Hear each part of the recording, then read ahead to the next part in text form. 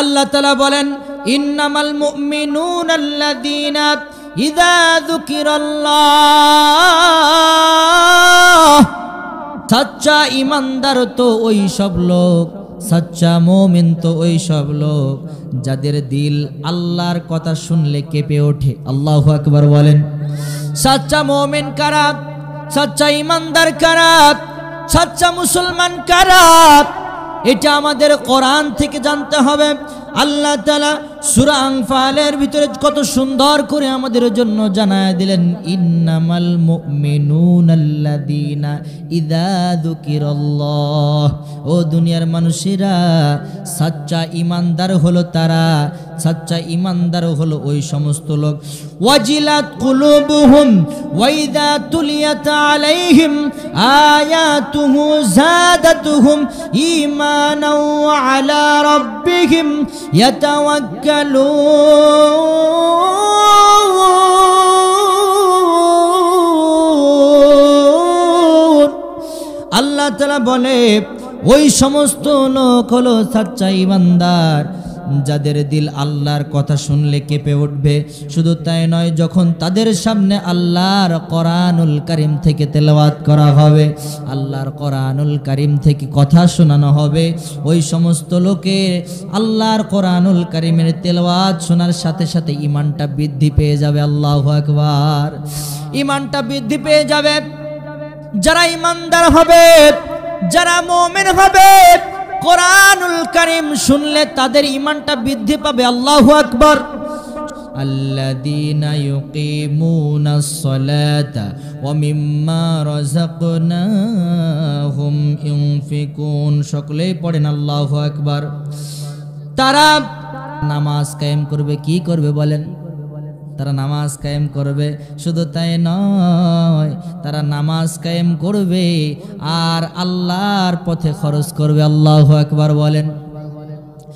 আমরা দেখেছি নিজেরা নামাজ পড়ি, নিজেরা রোজা রাখি, কিন্তু আমাদের সন্তানদের জন্য, আমাদের ছেলে মেয়েদের জন্য, আমাদের পরিবারের জন্য কিন্তু আমরা অত কঠোর না। কথা বলেন ঠিক কিনা?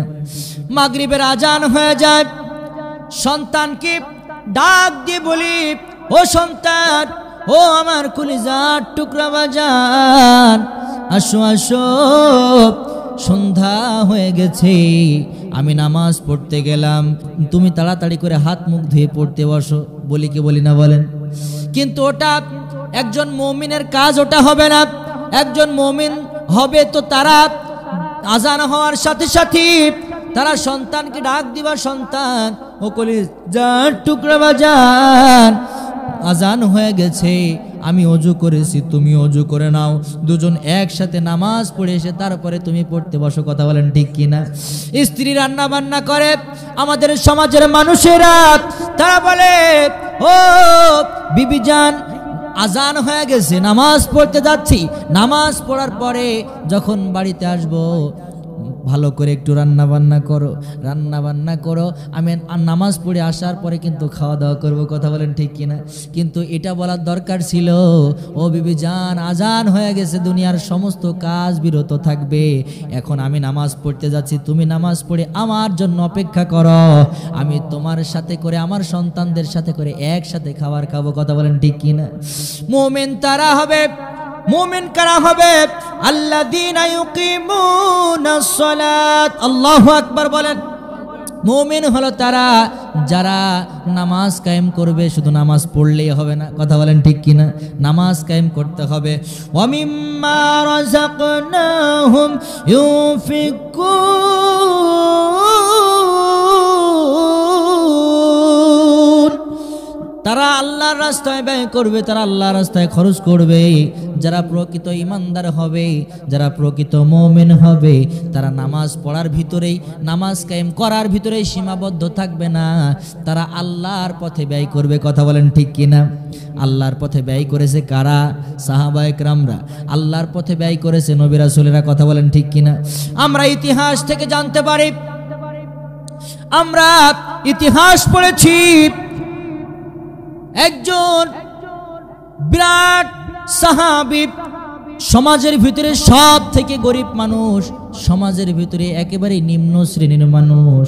আমরা দেখেছি খন্দকের ময়দানে, কিসের ময়দানে বলেন?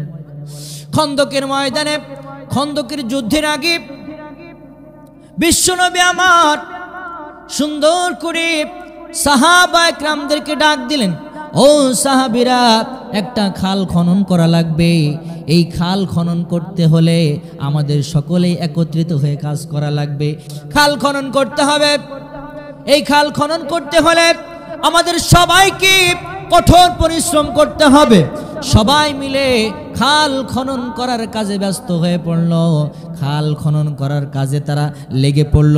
একদিন, 2 দিন, 3 দিন, এরকমভাবে দিনের পর দিন চলে যায়। সাহাবা একরামরা এত পরিমাণে ইসলামের জন্য ব্যয় করেছে, এত পরিমাণে ইসলামের জন্য খরচ করেছে, তাদের কাছে আর গচ্ছিত কোনো সম্পদ নাই, তাদের কাছে আর জমা করার মতো কোনো সম্পদ নাই। জমা করেছে এমন কোনো সম্পদ আর নাই, সব ইসলামের জন্য ব্যয় করে দিয়েছে। কথা বলেন ঠিক কিনা? সাহাবীরা খাল খনন করে, কিন্তু পেটে কোনো খাবার নাই, রান্না বান্না হয় না। সাহাবা একরামরা ক্ষুধার যন্ত্রণায় ছটফট করতেছে। হঠাৎ করে সবাই দেখলেন বিশ্ব নবী আমার কলিজার টুকরা পয়গম্বর নিজেও খাল খনন করার কাজে ব্যস্ত। আল্লাহু আকবার বলেন। খাল খনন করার কাজে যখন ব্যস্ত হয়ে গেল, তখন বিশ্বনবীর কাছে সবাই মিলে, খাল খনন করা লাগবে না, আপনার এত কষ্ট করা লাগবে না। ও কলিজার টুকরা নবী আমার, আপনি খাল এত কষ্ট করে খনন করা লাগবে না। আপনি উঁচু জায়গায় একটা পাথরের উপরে বসেন, আর আপনি ওখানে বসে বিশ্রাম নেন। আপনার চেহারা মোবারক আমরা দেখব আর কাজ করতে থাকবো। আল্লাহু আকবার বলেন। ও নবী গো, ও পয়গম্বর, আপনি উঁচু জায়গায় বসে থাকেন, আপনার চেহারা মুবারক দেখলে আমাদের ক্ষুধাগুলা নিবারণ হয়ে যাবে। আল্লাহু আকবার বলেন। ও পয়গম্বর, আপনি উঁচু জায়গায় বসে থাকেন। কলিজার টুকরা পয়গম্বর ডাক দিয়ে বলে, ও আমার সাহাবীরা, ও আমার সাহাবীরা, তোমরা কি মনে করতেছো তোমাদের কথা শুনে আমি খাল খনন করার কাজ বিরত রেখে আমি বসে থাকবো আর তোমাদের দিয়ে কষ্ট করাবো? না না, তা হবে না। আমি যদি আজকে বসে থাকি, সাহাবা একরামরা যদি কাজ করতে থাকে, কষ্ট করতে থাকে, আর আমি বসে বসে যদি বিশ্রাম করতে থাকি, সারা জীবন একটা দৃষ্টান্ত হয়ে যাবে। কাফের বেঈমানেরা তারা এরকম ভাবে বলতে লাগবে, তারা এরকম ভাবে বলে বেড়াবে যে দেখো দেখো, নেতা নিজে বসে বসে আরাম করে আর কর্মীদের দিয়ে কাজ করায়। কথা বলেন ঠিক কিনা? এই দৃষ্টান্ত হবে না। ও আমার সাহাবীরা, তোমরা কি মনে করতেছো আমি মনে হয় বাড়ি থেকে খাবার খেয়ে এসেছি?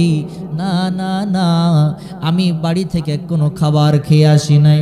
আমিও তোমাদের মতো ক্ষুধার্ত, আমিও তোমাদের মতো ক্ষুধার যন্ত্রণায় ছটফট করতেছি। তোমাদেরকে বুঝতে দেই নাই।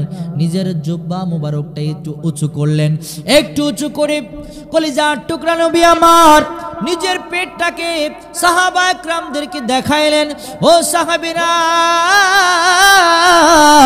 তোমরা তাকায় দেখো, তোমরা একটু তাকাও, তোমরা যেমন ক্ষুধার্ত আমিও কিন্তু তোমাদের মতোই ক্ষুধার্ত। ও সাহাবীরা, আমি ক্ষুধার যন্ত্রণা সহ্য না করতে পেরে দেখো দেখো, আমি কিন্তু পেটে পাথর বেঁধেছি। আল্লাহু আকবার বলেন। কলিজার টুকরা নবী আমার খন্দকের ময়দানে সাহাবা একরামদের সাথে খাল খনন করার কাজে এত পরিমাণে ব্যস্ত যে ক্ষুধার যন্ত্রণা সহ্য না করতে পেরে পেটে পাথর বেঁধেছে, পেটটা পিঠের সাথে লেগে গেছে। ইসলামের জন্য কষ্ট করার দরকার আছে না নাই? কোরআনের জন্য কষ্ট করার দরকার আছে না নাই? আল্লাহর জমিনে আল্লাহর দ্বীন বাস্তবায়ন হবে, এই কাজ করতে গিয়ে যতই বাধা আসুক, যতই বালা মুসিবত আসুক, সব কিছু উপেক্ষা করে কাজ করার দরকার আছে না নাই? বলেন। দ্বীন কায়েমের আন্দোলন করার দরকার আছে না নাই? ও মুসলমান ভাই, আল্লাহর পয়গম্বর পেটে পাথর বেঁধে খাল খনন করার কাজে ব্যস্ত। হঠাৎ করে এক সাহাবী জাবের বিন আব্দুল্লাহর নজরে পড়ে গেল। জাবের বিন আব্দুল্লাহ বাড়িতে চলে গেছে, এক দৌড় মেরে বাড়িতে চলে গেছে। নিজের স্ত্রীকে ডাক দিলেন, ও প্রাণের বিবি জান,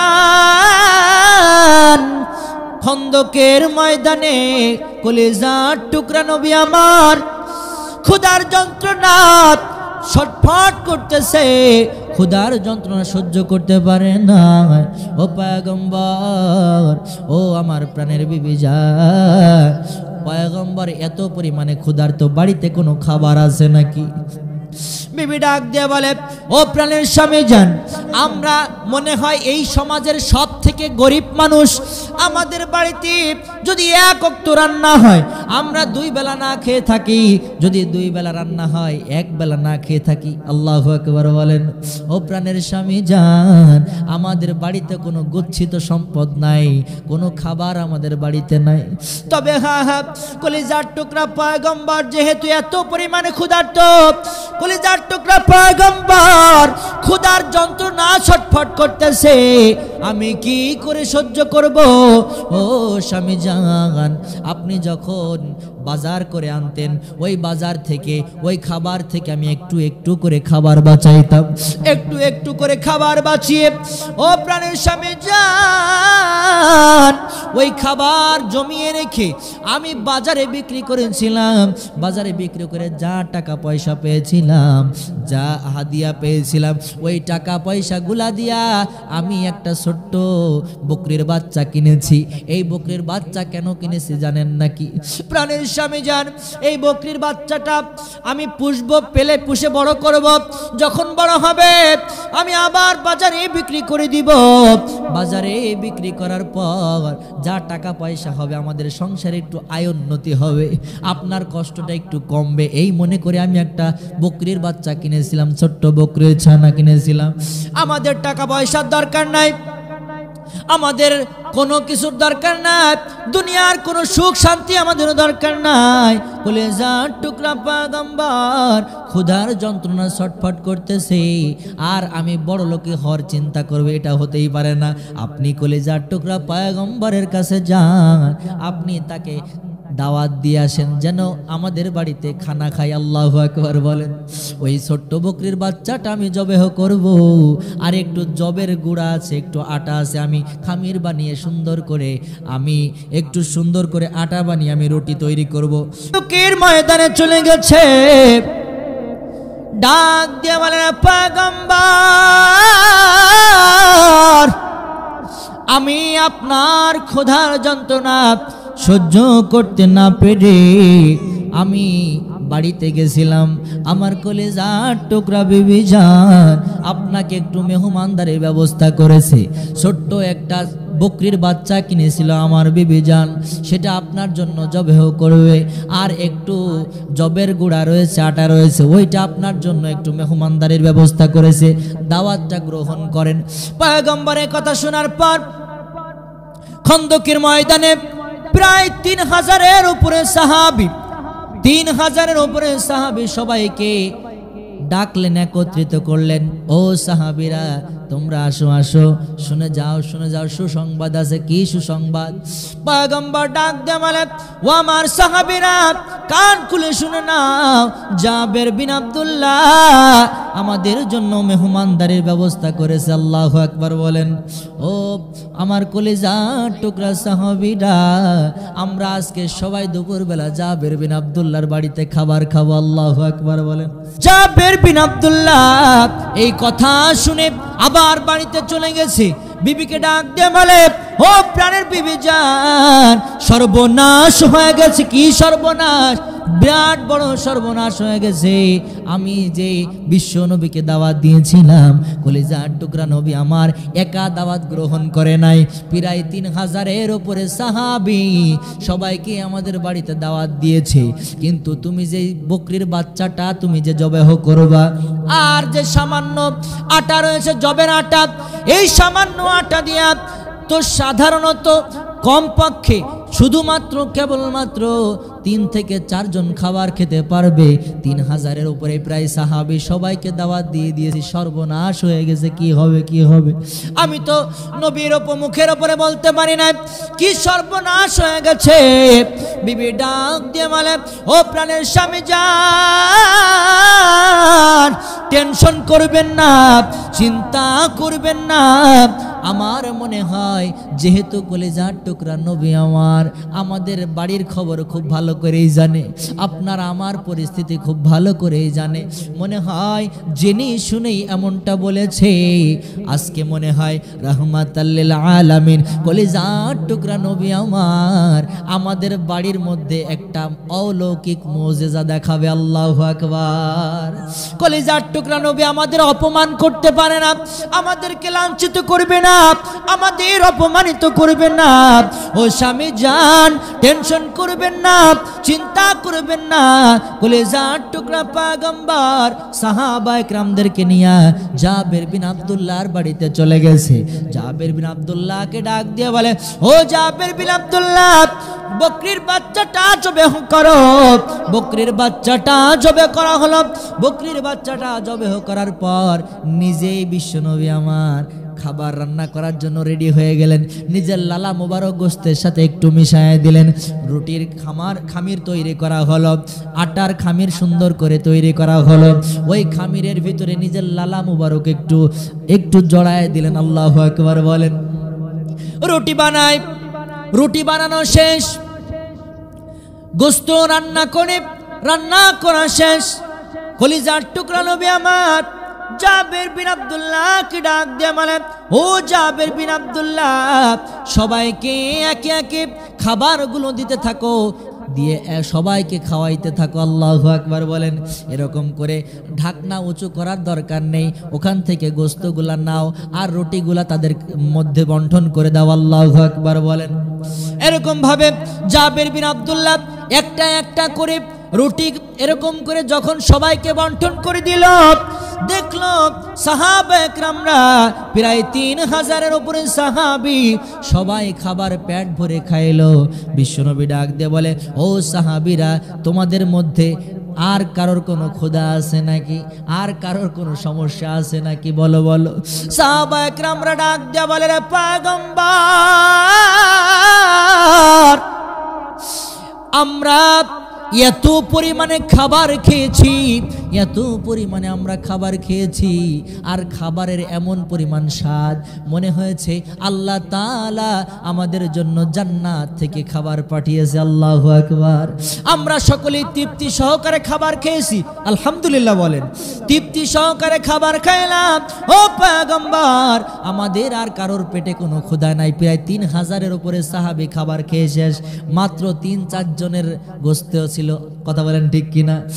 এখান থেকে জাবের বিন আব্দুল্লাহকে কলিজার টুকরা নবী আমার ডাক দিলেন, ও জাবের বিন আব্দুল্লাহ, আসো আসো, ঢাকনাটা উঁচু করো, দেখো কতটুকু খাবার রয়েছে, কতটুকু গোস্ত রয়েছে, কতটুকু রুটি রয়েছে, একটু ঢাকনাটা উঁচু করে দেখো। জাবের বিন আব্দুল্লাহ ডাক দিয়ে বলে, ও দুনিয়ার মুসলমানের দল, ও দুনিয়ার কলিজার টুকরা নবীর উম্মতিরা, তোমরা কোন পয়গম্বরের উম্মত হয়েছে তোমরা জানো নাকি? আমি ঢাকনাটা উঁচু করে দেখলাম যে শুরু থেকে যতটুকু গোস্ত আমি রান্না করার জন্য চাপাইছিলাম, 3500-এর উপরে সাহাবী সবাই তৃপ্তি সহকারে খাওয়ার পরও এখনো পর্যন্ত গোস্তের টুকরাগুলা রয়ে গিয়েছে। আল্লাহু আকবার। শুধু তাই নয় রে ভাই, আমি রুটির ঢাকনাটা উঁচু করে দেখলাম, এখনো পর্যন্ত আমি যতটুকু খামির বানিয়েছিলাম, যতটুকু আটা আমি খামির বানিয়েছিলাম, যতটুকু রুটি বানিয়েছিলাম, 3000-এর উপরে সাহাবীরা এই রুটিগুলা খাওয়ার পরেও এখনো পর্যন্ত 3-4 জনের খাবার রয়েছে। আল্লাহু আকবার। জাবের বিন আব্দুল্লাহ নিজের বাড়িতে তেমন কোনো খাবার নাই, নিজের বাড়িতে কিছুই নাই, তারপরেও বিশ্বনবীর জন্য নিজের বাড়িতে ছোট্ট একটু ছাগলের বাচ্চা কিনেছিল তার বিবি, সেটাও ইসলামের জন্য কোরবানি করে দিয়েছে। কথা বলেন ঠিক কিনা?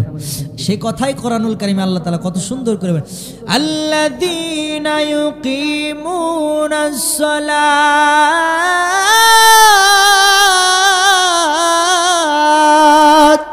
আল্লাহ তাআলা বলে, ও দুনিয়ার মুসলমানের দল, যারা সচ্চা ইমানদার হবে, যারা প্রকৃত মুমিন হবে, তারা নামাজ কায়েম করবে। কি করবে বলেন? নামাজ পড়লেই হবে, নামাজ কায়েম করা লাগবে। কথা বলেন ঠিক কিনা? নামাজ কায়েম করে বসে থাকবে না। তারা কি করবে? আল্লাহ তাআলা সে কথা কোরআনুল কারীমে, ওয়া মিম্মা রাযাকনাহুম ইউফিকুন। আল্লাহ তাআলা বলে, তোমাদেরকে আমি কাউকে দিলাম 10 টাকা, কাউকে দিলাম 20 টাকা, কাউকে দিলাম 100 টাকা, কেউ সারা দিন কষ্ট করে আনে 500 টাকা, আবার কেউ ইনকাম করে 1000 টাকা, আছে না নাই বলেন? আবার কেউ 1 লক্ষ টাকা, কেউ 10 লক্ষ টাকা, কেউ কোটি টাকা।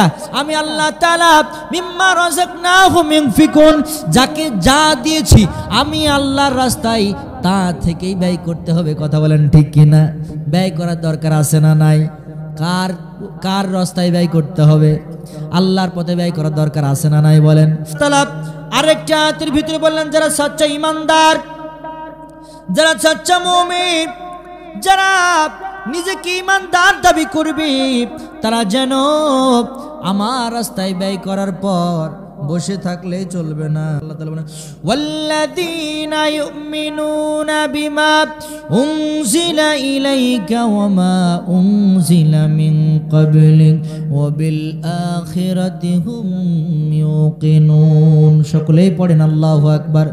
আল্লাহ তাআলা বলেন, যা তোমাদের উপরে নাজিল করেছি, ওয়াল্লাযীনা ইউমিনুনা বিমা উনজিলা ইলাইকা ওয়া মা উনজিলা মিন ক্বাবলিক, তোমাদের উপরে যা নাজিল করেছি, শুধু তাই নয়, তোমাদের পূর্ববর্তী যে সমস্ত নবী রাসূলরা এসেছিল, যে সমস্ত সাহাবায়ে কেরামরা এসেছিল, যে সমস্ত মানুষেরা এসেছিল, ওদের উপরে যা নাজিল করেছি, তোমাদের উপরে যা নাজিল করেছি, তার উপরে পূর্ণাঙ্গভাবে বিশ্বাস স্থাপন করতে হবে। কথা বলেন ঠিক কিনা? বিশ্বাস স্থাপন যারা করতে পারবে, শুধু বিশ্বাস স্থাপন এই দুইটার পরে করলেই চলবে না, ওয়া বিল আখিরাতি হুম ইউকিনুন,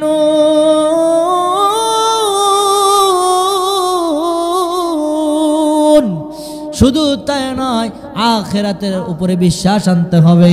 আখিরাত দিবসের প্রতি যারা বিশ্বাস করবে, তারাই হলো সাচ্চা ঈমানদার, তারাই হলো সাচ্চা মুমিন। আল্লাহ তাআলা বলেন, উলাইকা আলা হুদাম মির রাব্বিহিম ওয়া উলাইকা হুমুল মুফলিহুন। সকলেই পড়েন আল্লাহু আকবার। আল্লাহ তাআলা বলবে, আল্লাহ তাআলা বলছেন, যারা এর উপরে অটুট থাকবে, যারা এর উপরে বিশ্বাস করবে, যারা আখিরাত দিবসের উপর বিশ্বাস করবে, যারা খারাপ কাজ করবে, যারা বদ আমল করবে, কাল কঠিন কিয়ামতের দিন জাহান্নাম তাদের জন্য অবধারিত হয়ে যাবে। যারা খারাপ কাজ করে বেড়ায়, যারা মিথ্যা কথা বলে বেড়ায়, যারা চাঁদাবাজি করে বেড়ায়, যারা টেন্ডারবাজি করে বেড়ায়, এই সমস্ত লেখা হয় কি হয় না বলেন? এর উপরে বিশ্বাস রাখতে হবে। আমি যদি খারাপ কাজ করি, আমি যদি এরকম ভাবে মিথ্যা কথা বলি, পরের হক মেরে খাই, কাল কঠিন কিয়ামতের দিন আল্লাহর সামনে দাঁড়ানো লাগবে। ওই দিন বেঁধে যাবে বড় জ্বালা। ওই দিন বাঁচানোর জন্য থাকবে না কোনো মামু আর খালা। কথা বলেন ঠিক কিনা? ফেরেশতারা পিটায়া পিটায়া চেহারা করে ফেলবে কালা। কথা বলেন ঠিক কিনা? তোমার জন্য জান্নাতের দরজাই লেগে যাবে তালা, জাহান্নামের দরজা হয়ে যাবে খোলা। এর জন্য সতর্ক হতে হবে। জাহান্নাম আছে, জান্নাত আছে, বিশ্বাস করার দরকার আছে না নাই বলেন? খারাপ কাজ করলে জাহান্নামে যাওয়া লাগবে, ভালো কাজ করলে জান্নাতে যাবে। ও মুসলমানের দল, আমরা অবশ্যই বিল আখিরাতি হুম ইউকিনুন, মুসলমান যারা হবে, খাঁটি ঈমানদার যারা হবে, আখিরাত দিবসের প্রতি বিশ্বাস করবে। শুধু তাই নয়, এর উপরে যারা অটুট থাকবে, আল্লাহ তাআলা তাদের জন্য বলেন, উলাইকা আলা হুদাম মির রাব্বিহিম ওয়া উলাইকা হুমুল মুফলিহুন। সকলেই পড়েন আল্লাহু আকবার। তাদের রবের পক্ষ থেকে তারাই হেদায়েতের পথে আছে, তারা হেদায়েতের পথে প্রতিষ্ঠিত রয়েছে। আল্লাহু আকবার বলেন। শুধু তাই নয়, উলাইকা হুমুল মুফলিহুন,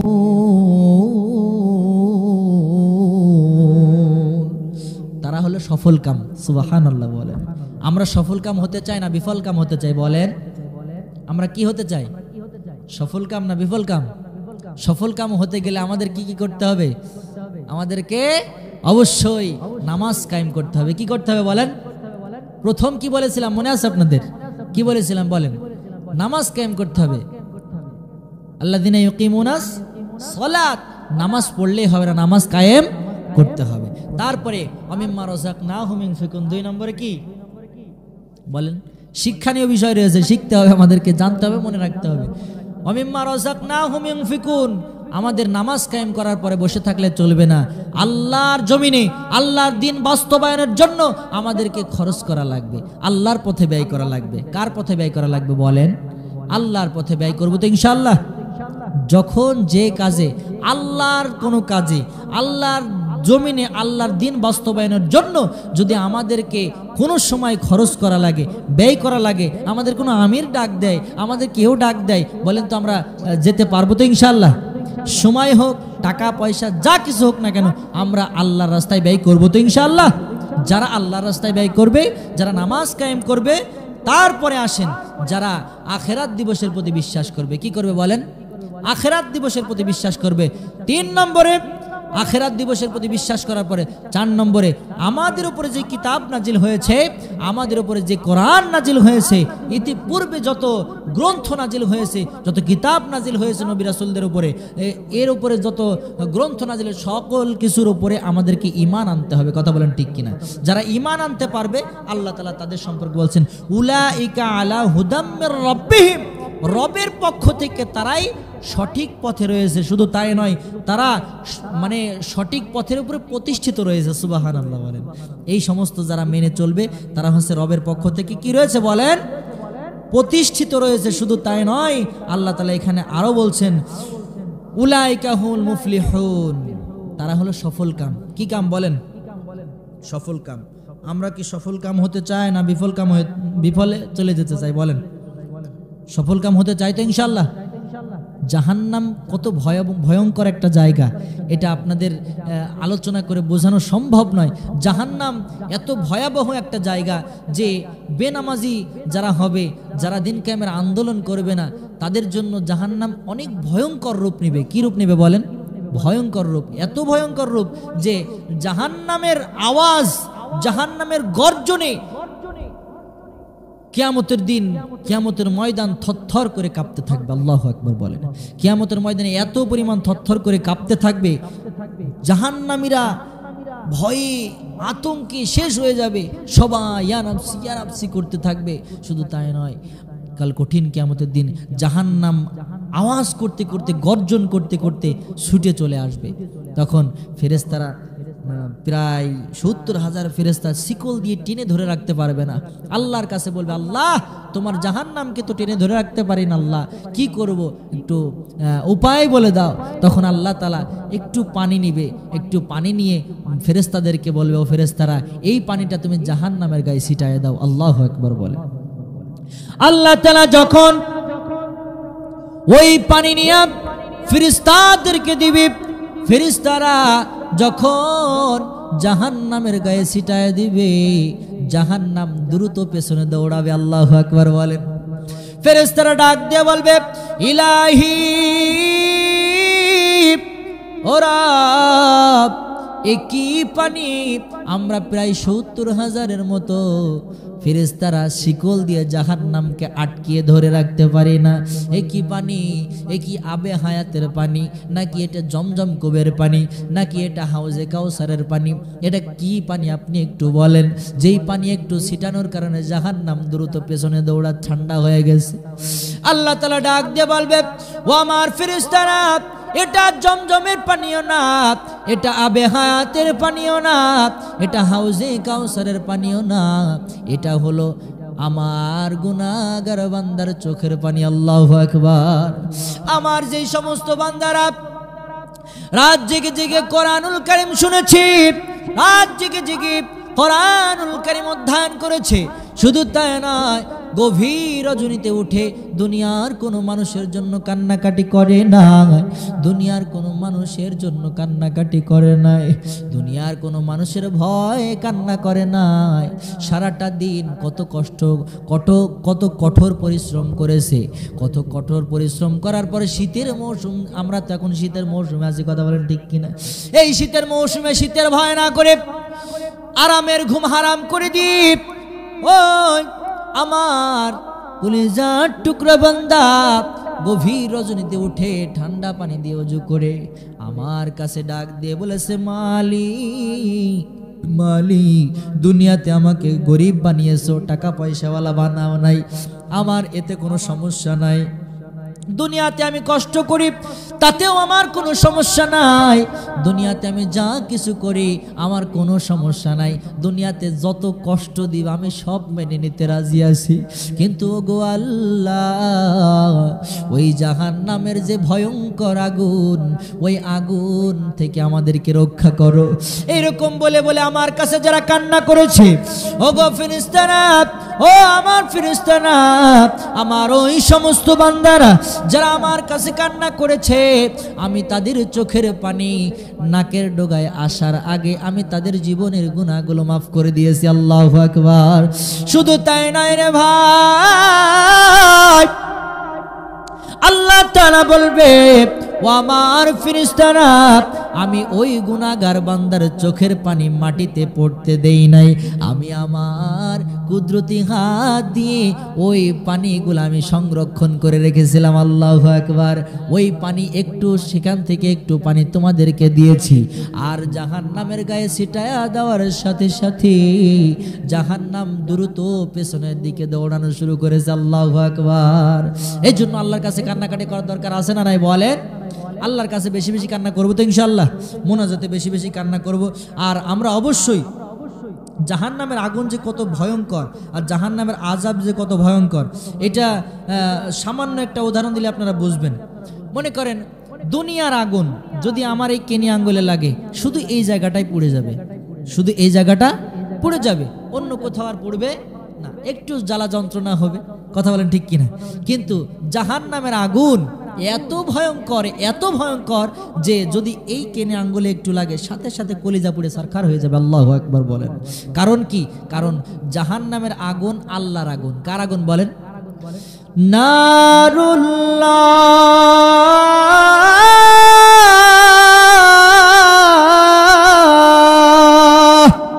আল্লাহ তাআলা বলেন, ও দুনিয়ার বান্দারা, জাহান্নামের আগুন হলো আমার আগুন। নার শব্দের অর্থ হলো আগুন। নারুল্লাহ, কার আগুন বলেন? আল্লাহর আগুন। এই আগুন কত ভয়ঙ্কর, দুনিয়ার আগুন যদি কেনি আঙ্গুলে লাগে ওই জায়গাটাই পুড়ে যায়, দুনিয়ার আগুন যেখানে লাগবে শুধু ওই জায়গাটাই পুড়ে যাবে, কিন্তু জাহান্নামের আগুন যেখানে লাগবে সাথে সাথে কলিজাটা পুড়িয়ে সারখার করে দেবে। আল্লাহু আকবার। এই জন্য আমরা জাহান্নাম থেকে বেঁচে থাকার চেষ্টা করবো ইনশাআল্লাহ। আমাদের সকলকে কবুল করুন, সকলে বলি আল্লাহুম্মা আমিন। জাহান্নামের আগুন থেকে বাঁচতে হলে আমাদের বেশি বেশি কবরের টেনশন করতে হবে। কিসের টেনশন করতে হবে বলেন? কবরের টেনশন করতে হবে। কবরের টেনশন করলে, কবরের চিন্তা করলে আমাদের আল্লাহর ভয় অন্তরে পয়দা হবে। কথা বলেন ঠিক কিনা? কারণ কি? আল্লাহ তাআলা বলেন, ইয়া আইয়ুহাল্লাযীনা আমানুত্তাকুল্লাহ, ও ঈমানদারেরা তোমরা আল্লাহকে ভয় করো। কাকে ভয় করো বলেন তো? আল্লাহকে ভয় করো। আল্লাহকে ভয় করো, শুধু ভয় করলেই হবে না যে আমি ভয় করি, আল্লাহকে ভয় করি, আল্লাহকে মানি, নামাজ কালাম পড়ি, এই চলে গেল, কিন্তু এরকম না। আল্লাহকে ভয় করো, ভয় করার মতো ভয় করো। কারণ কি? ইয়া আইয়ুহাল্লাযীনা আমানুত্তাকুল্লাহা হাক্কা তুকাতিহি ওয়া লা তামুতুন্না ইল্লা ওয়া আনতুম মুসলিমুন। ও মুসলমানেরা, আল্লাহকে ভয় করো, ভয় করার মতো করো। শুধু তাই নয়, ইল্লা ওয়া আনতুম মুসলিমুন, মুসলমান না হয়ে কিন্তু কবরে এসো। আমাদের ভোটার আইডি কার্ডে নাম থাকতে পারে মুসলিম, আমাদের জন্ম নিবন্ধনে নাম সবারই মুসলিম আছে, আছে না নাই বলেন? আছে, সব জায়গায় মুসলিম। তারপরে যেখানে আপনি দেন, আমরা কি মুসলমান দাবি করি না নিজেদেরকে? কিন্তু মুসলমানের কাজ কি আমরা করি বলেন? এই জন্যই আল্লাহ তাআলা বলছেন ইল্লা ওয়া আনতুম মুসলিমুন, তোমরা মুসলমান না হয়ে কিন্তু কবরে এসো। কারণ কি? কবর বড় ভয়ঙ্কর জায়গা। কথা বলেন ঠিক কিনা?